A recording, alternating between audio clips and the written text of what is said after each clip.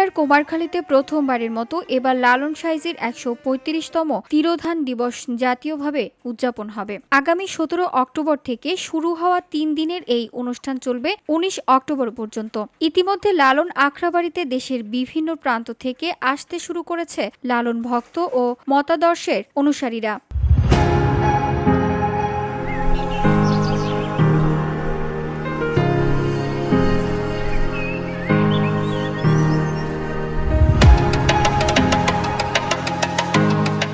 দিনভর ভাবগীতির সুর, দর্শন চর্চা আর মাটির গন্ধে ভরে উঠবে কুমারখালীর লালন আখড়া।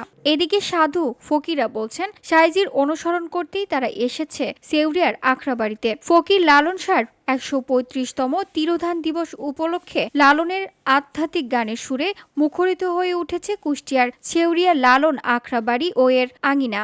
১২৯৭ বঙ্গাব্দের পহেলা কার্তিক লালন শাহ ফকিরের মৃত্যুর পর থেকে তার স্মরণে এভাবেই লালন তিরোধান দিবসের অনুষ্ঠান চলে আসছে। দিনক্ষণেক হিসাব ঠিক রেখেই নিজেদের মতো করে আগে থেকেই লালন আখড়াবাড়িতে চলে আসেন লালন ভক্ত, সাধু ও অনুসারী। সাইজির বাণী ছড়িয়ে দিতে শুধু পরম্পরায় লালনের মানব দর্শন ধরে রেখে তা ছড়িয়ে দিচ্ছেন এই মতাদর্শের সাধু, ফকির ও বাউলরা। লালন সাইজি, যিনি তার প্রতিটি কথায় পানে স্পষ্ট করেছেন জীবনের মর্ম, মনুষ্যত্বের ধর্ম। ধর্মবর্ণ ভুলে জড়ো হচ্ছে নানা বয়সী, নানা পেশার মানুষ।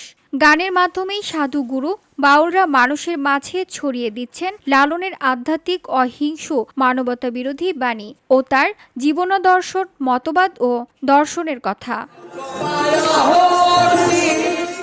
VOD Bangla news desk.